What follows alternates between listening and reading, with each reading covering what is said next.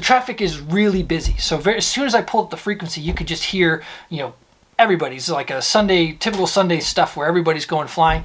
Not going to make it easy to get in, but maybe it means there'll be some resources around in the event that something happens. It's sort of a nightmare, the thought of landing somewhere unassisted.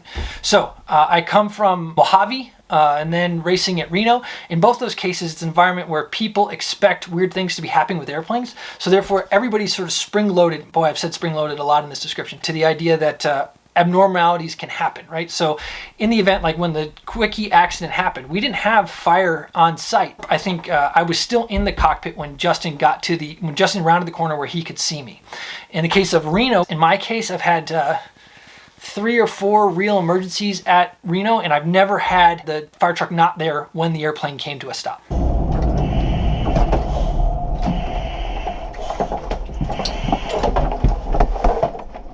This is a very different situation. We're talking about landing at an unfamiliar airport with an airplane nobody's seen before. Nobody knows what normal operations are. And you could be potentially showing up, worst case would be on fire. You could have, major engine problem, blah, blah, blah, blah, blah. There's a balance between, if you go into a big airport and you shut down commercial traffic on a major runway and just to find out there's nothing actually wrong with the airplane, that's going to not be awesome. And then on the other side, you could land at a little tiny airport where they don't have any operations today, and you find yourself, best case standing next to a burning airplane, or worst case upside down in a burning airplane with no one even around to call your wife, let alone help you try to get the thing off you. So there's sort of a balance point there as far as what's the right airport to land at. So when I heard all the traffic at Cleveland, I decided to go ahead and push in that direction. It seemed like I could make that work.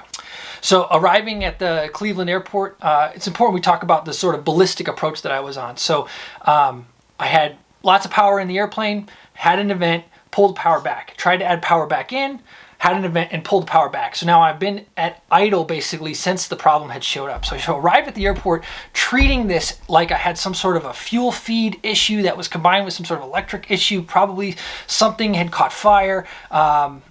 It's very complicated emergency, sort of a worst case scenario, and I just can't get the thing on the ground fast enough. So meanwhile, you're trying to mix it up with normal traffic. So it ended up that there was a guy just on final as I sort of arrived on a high downwind. So as I came up to low key, he was on the runway and sort of taking his time getting off the runway. So I remember saying something specifically on the radio to the effect of, hey man, can you get off the runway? And Cleveland Municipal, the traffic on short final, are you a full stop? 34, actually.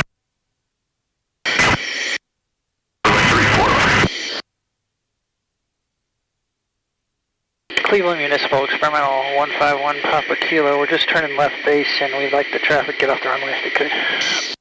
Again, and this is a recurring thing for me, I'm not very good about calling emergencies. Again, you never know how much to elevate the thing. If you're if you're flying, flight test for Boeing and you've got the world's resources at your fingertips, if you're an F-22 or a C-130 and you have the world's resources at your fingertips, you may be more apt to call an emergency.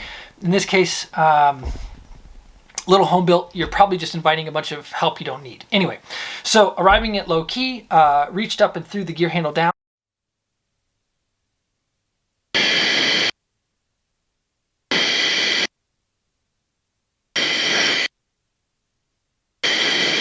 Come back to see you.